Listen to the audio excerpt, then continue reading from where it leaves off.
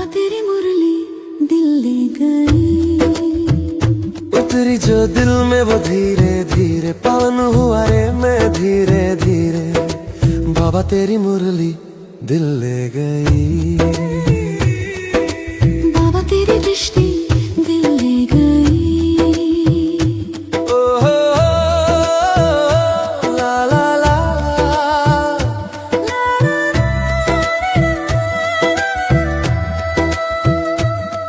बाबा तुझसे मिलकर ये जाना है, होता क्यों दिल ये दीवाना है,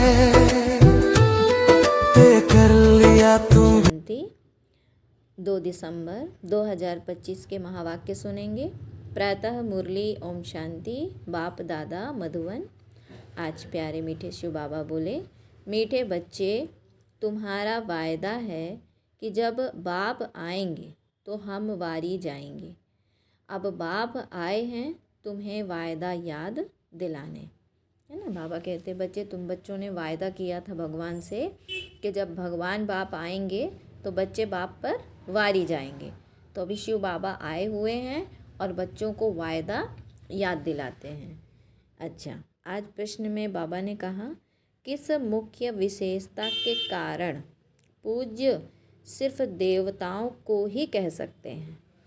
किस मुख्य विशेषता के कारण पूज्य सिर्फ देवताओं को ही कह सकते हैं? उत्तर है, देवताओं की ही विशेषता है जो कभी किसी को याद नहीं करते। बाबा ने कहा कि देवताओं की ही विशेषता है जो कभी किसी को याद नहीं करते, न बाप को याद करते, न किसी के चित्रों को याद करते, इसीलिए उन्हें पूज्य कहेंगे। वहाँ सुख ही सुख रहता है। बाबा ने कहा कि वहाँ सुख ही सुख रहता है, कहाँ? सतयुग में। इसीलिए किसी को याद करने की दरकार नहीं रहती। और अभी तुम एक बाप की याद से ऐसे पूज्य पावन बने हो जो फिर याद करने की ही नहीं रहती। अभी तुम एक बाप की याद से ऐसे पूज्य पावन बने हो जो फिर याद करने की दरकार ही नहीं रहती। अच्छा, ओम शांति, ओम शांति। मीठे मीठे रूहानी बच्चे, अब रूहानी आत्मा तो नहीं कहेंगे, रूहानी आत्मा तो नहीं कहेंगे, रूह अथवा आत्मा एक ही बात है। बाबा ने कहा रूहानी बच्चों प्रति बाप समझाते हैं। आगे कभी भी आत्माओं को परम पिता परमात्मा ने ज्ञान नहीं दिया है। बाप खुद कहते हैं, मैं एक ही बार कल्प के पुरुषोत्तम संगम युग पर आता हूँ, ऐसा और कोई कह न सके। सारे कल्प में सिवाय संगम युग के बाप खुद कभी आते ही नहीं।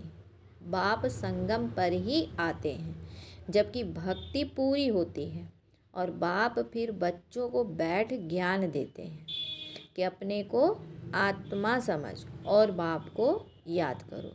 यह कई बच्चों के लिए बहुत मुश्किल लगता है। क्या चीज़? कि अपने को आत्मा समझ बाप को याद करो। तो कहा बाबा ने कि यह कई बच्चों के लिए बहुत मुश्किल लगता है बहुत सहज, परंतु बुद्धि में ठीक रीति बैठता नहीं है ना, तो घड़ी घड़ी समझाते रहते हैं, समझाते हुए भी नहीं समझते हैं। जैसे स्कूल में टीचर 12 मास पढ़ाते हैं, फिर भी कोई नापास हो पड़ते हैं। तो बाबा ने कहा कि यह बेहद का बाप भी रोज़ बच्चों को पढ़ाते हैं, फिर भी कोई को धारणा होती है, कोई भूल जाते हैं। तो मुख्य बात तो यही समझाई जाती है कि अपने को आत्मा समझो और बाप को याद करो।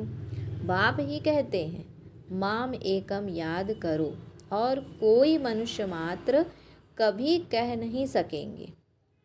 बाप कहते हैं कि मैं एक ही बार आता हूँ, कल्प के बाद फिर संगम पर एक ही बार तुम बच्चों को ही समझाता हूँ। तुम ही यह ज्ञान प्राप्त करते हो, दूसरा कोई लेते ही नहीं। कौन ज्ञान प्राप्त करते हैं? तुम बच्चे। प्रजापिता ब्रह्मा के तुम मुख वंशावली ब्राह्मण इस ज्ञान को समझते हो, जानते हो कल्प पहले भी बाप ने संगम पर यह ज्ञान सुनाया था। तुम ब्राह्मणों का ही पार्ट है, इन वर्णों में भी फिरना तो जरूर है। और धर्म वाले इन वर्णों में आते ही नहीं। बाबा ने कहा कि और धर्म वाले इन वर्णों में आते ही नहीं, भारतवासी ही इन वर्णों में आते हैं। ब्राह्मण भी भारतवासी ही बनते हैं, इसीलिए बाप को भारत में आना पड़ता है। तुम हो प्रजापिता ब्रह्मा के मुख वंशावली ब्राह्मण। बाबा कहते तुम कौन हो? प्रजापिता ब्रह्मा के मुख वंशावली ब्राह्मण। ब्राह्मणों के बाद फिर हैं देवताएं और क्षत्रिय। क्षत्रिय कोई बनते नहीं हैं। क्या कहते शिव बाबा कि क्षत्रिय कोई बनते नहीं हैं। तुमको तो ब्राह्मण बनाते हैं, फिर तुम देवता बनते हो। वही फिर धीरे धीरे कला कम होती तो उनको क्षत्रिय कहते हैं। जिनकी कला कम हो जाती है उनको क्षत्रिय कहते हैं। तो क्षत्रिय ऑटोमेटिकली बनना है। बाबा कहते क्षत्रिय कोई बनते नहीं हैं, मतलब क्षत्रिय कोई बनते नहीं हैं, वो ऑटोमेटिकली कला कम होने से क्षत्रिय बन जाते हैं। तो बाप आकर ब्राह्मण बनाते हैं, फिर ब्राह्मण से क्या बनते हैं? देवता, फिर वही क्षत्रिय बनते हैं। तो 3 धर्म एक ही बाप अभी स्थापन करते हैं। ऐसा नहीं कि सतयुग त्रेता में फिर आते हैं। बाबा ने कहा मनुष्य ना समझने के कारण कह देते सतयुग त्रेता में भी आते हैं। बाप कहते हैं कि मैं युगे युगे आता नहीं हूँ, मैं आता ही हूँ एक बार कल्प के संगम पर। तुमको मैं ही ब्राह्मण बनाता हूँ प्रजापिता ब्रह्मा द्वारा। मैं तो परम धाम से आता हूँ। अच्छा, ब्रह्मा कहाँ से आता है? बाबा ने पूछा कि अच्छा ब्रह्मा कहाँ से आता है? ब्रह्मा तो 84 जन्म लेते हैं, मैं नहीं लेता हूँ। ब्रह्मा सरस्वती जो ही विष्णु के 2 रूप लक्ष्मी नारायण बनते हैं, वही 84 जन्म लेते हैं। फिर उनके बहुत जन्मों के अंत में प्रवेश कर इनको ब्रह्मा बनाता हूँ। बाबा कहते हैं कि वही 84 जन्म लेते हैं, फिर उनके बहुत जन्मों के अंत में प्रवेश कर इनको ब्रह्मा बनाता हूँ। इनका नाम ब्रह्मा मैं रखता हूँ। यह कोई इनका नाम अपना नहीं है। बाबा कहते हैं यह इनका कोई अपना खुद का नाम नहीं है। बच्चे का जन्म होता है तो छठी करते हैं, जन्मदिन मनाते हैं। तो इनकी जन्म पत्री का नाम तो लेखराज था ब्रह्मा बाबा के, जिनका नाम आज ब्रह्मा रखा। बाबा कहते हैं अभी इनका नाम बदला है, तो जबकि इनमें बाप ने प्रवेश किया है। तो पहले छोटेपन में था, तो छोटापन का था लेखराज, दादा लेखराज, और अभी नाम बदला है, जबकि इनमें बाप ने प्रवेश किया है संगम पर। सो भी नाम बदलते हैं तब है जबकि यह वानप्रस्थ अवस्था में है। हाँ, बाबा कहते हैं नाम भी कब बदले? जबकि यह वानप्रस्थ अवस्था में है।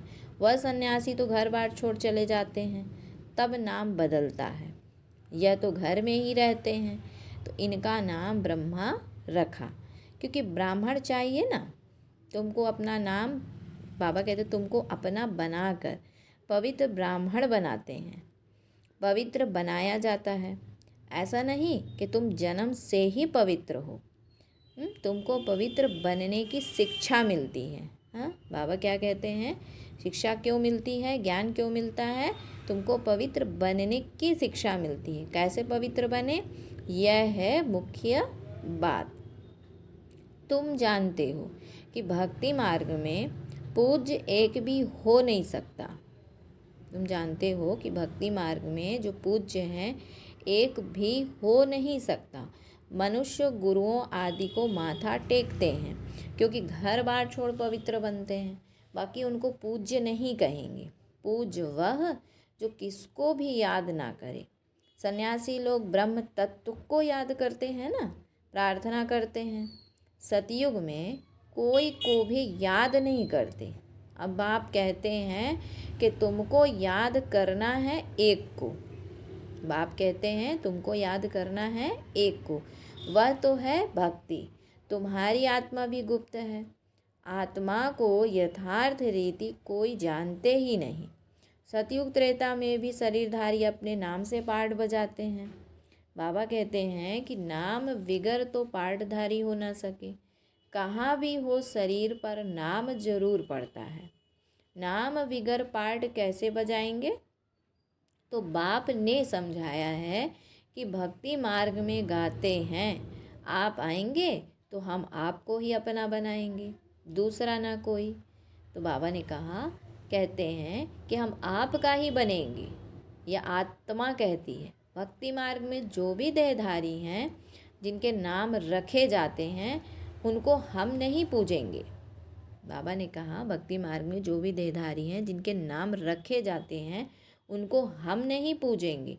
जब आप आएंगे तो आप पर ही कुर्बान जाएंगे। कब आएंगे यह भी नहीं जानते। मतलब बच्चे जो हैं, भगत आत्माएं, भगवान से कैसे बातें करती हैं कि जब आएंगे तो हम आप पर वारी जाएंगे, कुर्बान जाएंगे, है ना। लेकिन कब आएंगे यह नहीं जानते। अनेक देहधारियों की, नामधारियों की फिर पूजा करते रहते हैं।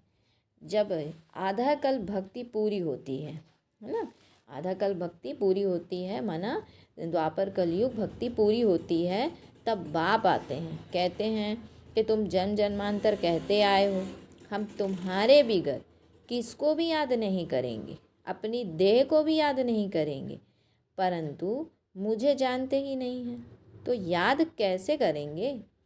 भले भक्ति में भावनावश कहते आए कि हम आपको ही याद करेंगे, आप पर ही कुर्बान जाएंगे, लेकिन बाबा ने कहा कि बच्चे वो जब जानते ही नहीं हैं तो याद कैसे करेंगे।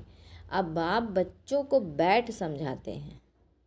क्या करते बाबा कि बाबा बच्चों को बैठ कर ही समझाते, मना शिक्षा देते। मीठे मीठे बच्चों, अपने को आत्मा समझो और बाप को याद करो। बाप ही पतित पावन है, उनको याद करने से तुम पावन शतो प्रधान बन जाएंगे। सतयुग त्रेता में भक्ति होती नहीं, तुम कोई को भी याद नहीं करते, ना बाप को ना चित्रों को। वहाँ तो सुख ही सुख रहता है। बाप ने समझाया है कि जितना तुम नज़दीक आते जाएंगे, कर्मातीत अवस्था होती जाएगी। सतयुग में नई दुनिया, नए मकान में खुशी भी बहुत रहती है। फिर 25% पुराना होता है, तो जैसे स्वर्ग ही भूल जाता है। बाबा कहते नए मकान में खुशी भी बहुत रहती है, फिर 25% पुराना हो जाता है, तो जैसे स्वर्ग ही भूल जाता है। तो बाप कहते हैं तुम गाते थे, आपके ही बनेंगे, आपसे ही सुनेंगे। तो ज़रूर आप परमात्मा को ही कहते हो ना। आत्मा कहती है परमात्मा बाप के लिए। आत्मा सूक्ष्म बिंदी है, उनको देखने के लिए दिव्य दृष्टि चाहिए। आत्मा का ध्यान कर नहीं सकेंगे। हम आत्मा इतनी छोटी बिंदी है, ऐसा समझ याद करना मेहनत है। आत्मा के साक्षात्कार की कोशिश नहीं करते हैं, परमात्मा के लिए कोशिश करते हैं। क्या करते हैं बच्चे? आत्मा के साक्षात्कार की कोशिश नहीं करते, परमात्मा के लिए कोशिश करते हैं, जिसके लिए सुना है कि वह हजारों सूर्यों से तेजोमय है। भगवान के लिए कहते हैं ना कि हजारों सूर्यों से तेजोमय, तो उसका साक्षात्कार करने की कोशिश करते हैं। किसको साक्षात्कार होता है तो कहते हैं बहुत तेजोमय था, क्योंकि वही सुना हुआ है। जो सुनते हैं, जो मानते हैं, फिर उसका साक्षात्कार भी होता है। तो जिसकी, बाबा कहते हैं जिसकी नौंधा भक्ति करेंगे देखेंगे भी वही, नौंधा भक्ति करेंगे तो देखेंगे भी वही, नहीं तो विश्वास ही ना बैठे। बाप कहते हैं बाप को ही नहीं देखा है तो परमात्मा को कैसे देखेंगे? आत्मा को देख ही कैसे सकते हैं? और सबके तो शरीर का चित्र है, नाम है, आत्मा है, बिंदी बहुत छोटी है, उसको कैसे देखेंगे? कोशिश बहुत करते हैं, परंतु बाबा ने कहा कि इन आँखों से देख ना सके। आत्मा को ज्ञान की अव्यक्त आँखें मिलती हैं। और अभी तुम बच्चे जानते हो कि हम आत्मा कितनी छोटी है। मुझ आत्मा में 84 जन्मों का पार्ट नूंधा हुआ है, जो मुझे रिपीट करना है। बाप की श्रीमत मिलती है श्रेष्ठ बनाने के लिए, तो उस पर चलना चाहिए। बाबा ने कहा तुम्हें दैवी गुण धारण करने हैं, खान पान भी रॉयल होना चाहिए, चलन बड़ी रॉयल चाहिए। तुम देवता बनते हो, देवताएं खुद पूज्य हैं, यह कभी किसकी पूजा नहीं करते हैं। यह तो डबल सिर ताज है ना, यह कभी किसे पूजते नहीं तो पूज्य ठहरे ना। सतयुग में किसको पूजने की दरकार ही नहीं है, बाकी हाँ एक दो को रिगार्ड जरूर देंगे। ऐसे नमन करना, इनको रिगार्ड कहा जाता है। ऐसा नहीं दिल में उनको याद करना है। बाबा कहते रिगार्ड तो देना ही है। जैसे प्रेसिडेंट है, सब रिगार्ड रखते हैं, जानते हैं ये बड़े मर्तबे वाला है, नमन थोड़े ही करना है। तो बाप समझाते हैं कि यह ज्ञान मार्ग बिल्कुल अलग चीज़ है। इसमें सिर्फ अपने को आत्मा समझना है, जो तुम भूल गए हो। शरीर के नाम को याद कर लिया है, काम तो ज़रूर नाम से ही करना है। बिगर नाम किसको बुलाएंगे कैसे? क्या कहा बाबा ने कि काम तो ज़रूर नाम से ही करना है, बिगर नाम किसको बुलाएंगे कैसे? भल तुम शरीरधारी बन पार्ट बजाते हो। बाबा ने कहा भल तुम शरीरधारी बन पार्ट बजाते हो, परंतु बुद्धि से शिव बाबा को याद करना है। श्री कृष्ण के भक्त समझते हैं हमको श्री कृष्ण को ही याद करना है, बस जिधर देखता हूँ श्री कृष्ण ही श्री कृष्ण है। बाबा ने कहा हम भी श्री कृष्ण, तुम भी श्री कृष्ण। अरे तुम्हारा नाम अलग, उनका नाम अलग, सब कृष्ण ही कृष्ण कैसे हो सकते हैं? सबका नाम कृष्ण थोड़े ही होता है, जो आता है सो बोलते रहते हैं। तो अब बाप क्या कहते हैं कि भक्ति मार्ग के सब चित्रों आदि को भूल एक बाप को याद करो। चित्रों को तो तुम पतित पावन नहीं कहते। बाबा ने कहा चित्रों को तुम पतित पावन नहीं कहते। हनुमान आदि पतित पावन थोड़े ही हैं, अनेक चित्र हैं, कोई भी पतित पावन नहीं है।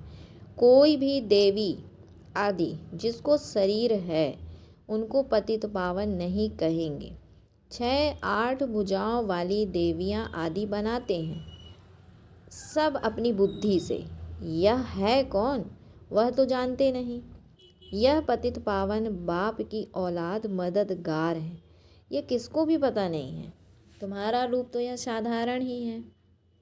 बाबा कहते यह शरीर तो विनाश हो जाएंगे, ऐसा नहीं कि तुम्हारे चित्र आदि रहेंगे, यह सब खत्म हो जाएंगे। वास्तव में देवियाँ तुम हो, नाम भी लिया जाता है, सीता देवी, फलानी देवी। राम देवता नहीं कहेंगे, फलानी देवी या श्रीमती कह देते हैं, वह भी रॉन्ग हो जाता है। अब पावन बनने के लिए पुरुषार्थ करना है। तुम कहते भी हो पतित से पावन बनाओ, ऐसा नहीं कहते कि लक्ष्मी नारायण बनाओ। पतित से पावन भी बाप बनाते हैं, नर से नारायण भी वह बनाते हैं। वो लोग पतित पावन निराकार को कहते हैं, और सत्यनारायण की कथा सुनाने वाले फिर और दिखाए हैं।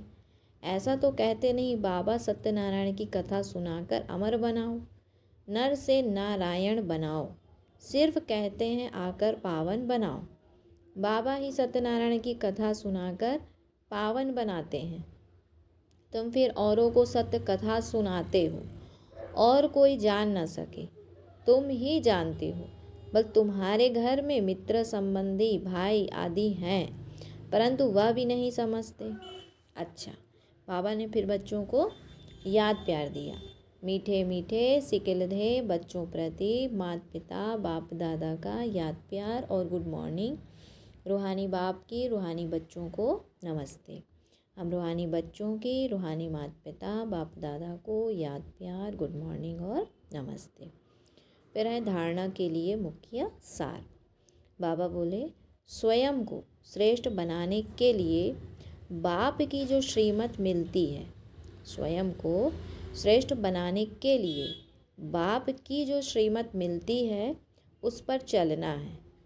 दैवी गुण धारण करने हैं, खान पान चलन सब रॉयल रखना है। दूसरा है एक दो को याद नहीं करना है, लेकिन रिगार्ड जरूर देना है। एक दो को याद नहीं करना है, लेकिन रिगार्ड जरूर देना है। पावन बनने का पुरुषार्थ करना और कराना है।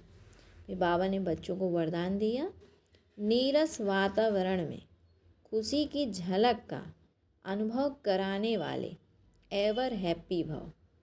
नीरस वातावरण में खुशी की झलक का अनुभव कराने वाले एवर हैप्पी भव। बाबा कहते हैं एवर हैप्पी अर्थात सदा खुश रहने का वरदान जिन बच्चों को प्राप्त है, वह दुख की लहर उत्पन्न करने वाले वातावरण में, नीरस वातावरण में, अप्राप्ति का अनुभव कराने वाले वातावरण में सदा खुश रहेंगे और अपनी खुशी की झलक से दुख और उदासी के वातावरण को ऐसे परिवर्तन करेंगे जैसे सूर्य अंधकार को परिवर्तन कर देता है। अंधकार के बीच रोशनी करना, अशांति के अंदर शांति लाना, नीरस वातावरण में खुशी की झलक लाना, इसको कहा जाता है एवर हैप्पी। वर्तमान समय इसी सेवा की आवश्यकता है। बाबा कहते हैं कि अशांति के अंदर शांति लाना, नीरस वातावरण में खुशी की झलक लाना, इसको कहा जाता है एवर हैप्पी। वर्तमान समय इसी सेवा की आवश्यकता है। स्लोगन है, अशरीरी वह है जिसे शरीर की कोई भी आकर्षण अपनी तरफ आकर्षित ना करे। अशरीरी वह है जिसे शरीर की कोई भी आकर्षण अपनी तरफ आकर्षित ना करे। अच्छा, आज की अव्यक्ति सारे की पॉइंट है। बाबा ने कहा अब संपन्न व कर्मातीत बनने की धुन लगाओ। अब संपन्न व कर्मातीत बनने की धुन लगाओ। कर्मातीत का अर्थ यह नहीं है कि कर्म से अतीत हो जाओ, कर्म से न्यारे नहीं, कर्म के बंधन में फंसने से न्यारे, इसको कहते हैं कर्मातीत। कर्म से न्यारे नहीं, कर्म के बंधन में फंसने से न्यारे, इसको कहते हैं कर्मातीत। कर्म योग की स्थिति कर्मातीत स्थिति का अनुभव कराती है। कर्म योग की स्थिति कर्मातीत स्थिति का अनुभव कराती है। यह कर्म योगी स्थिति अति प्यारी और न्यारी स्थिति है।